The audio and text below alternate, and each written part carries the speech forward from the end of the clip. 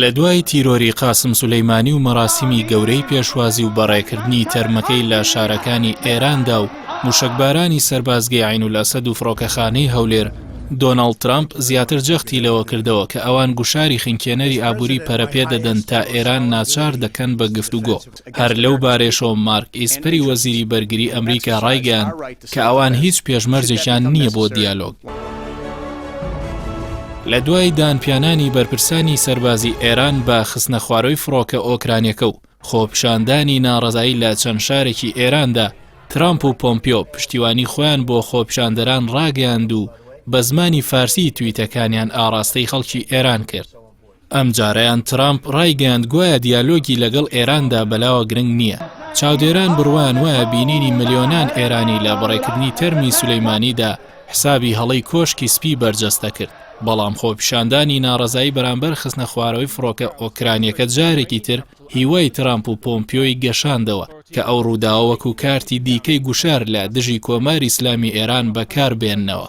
هەندێک لە ئێرانیان ناڕازیەکانیش باش لەو گەمەی کۆشکی سپی تێگەشتون کە جگە لەوەی وەکو کارتی گوشار دژی کۆماری ئیسلامی بەکاریان دەیەنێت بۆ دەستەبەرکردنی خواستەکانی هیچی تر ناکات.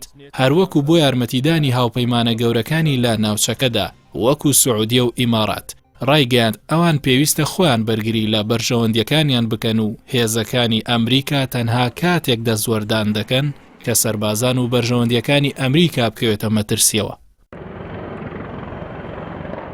بەڵام ئەوەی کە بەرپرسانی کۆماری ئیسلامی ئێران و وڵاتانی تری جیهانیشی لە بەڵێنەکانی دۆناڵد ترامپ بێمتمانە کردووە، دژایەتی و دەرچوونە لە زۆربەی ڕێکەوتن نامە جیهانیەکانی ژینگە و ئابووری و تەنانەت هاوپەیمانەکانیشی لە پەیمانی ناتۆدا خستووەتە ژێر گوشاری زۆرەوە بۆ زیادکردنی پشکیان لە دابینکردنی بودجەی ساڵانەدا.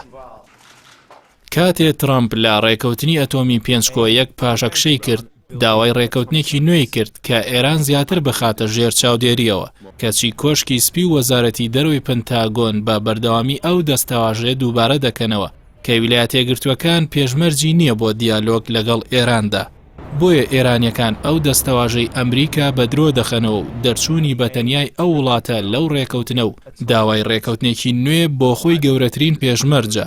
ترامپ دەڵێت مەرجی نییە، بەڵام بە گوشاری ئابووری دەیەوێت خواستی خۆی بسەپێنێت. جگە لەوەش پۆمپیۆ 12 خاڵی دیاری کرد کە پێویستە ئێران لە ناوچەکەدا بیکات کە سنوور دیاری دەکات بۆ چالاکی و هەژمونی ئەو وڵاتە، کەواتە ئەوەش پێشمەرجە بۆ دیالۆگ و سەپاندنی ویست و نەخشەی واشنتۆن بە سەرتاراندا. زیاترکردنی گەمارۆکان پێشمەرجە بۆ ملکەچ پێکردنی ئێران بە ویستی ئەمریکا. بۆیە لە دوای تیرۆری سولەیمانی و زیاترکردنی گوشارە ئابووریەکان و بەکارهێنانی کارتی گوشاری خۆپیشاندانی خەڵک لە سەروبەندی کەمپینی هەڵبژارنی سەرۆکایەتی ئەمریکادا، هۆناغێکی تری ململانێ سەختەکانە بۆ داهاتوویەکی پڕ لە قەیرانی خۆرهەڵاتی ناوەڕاست.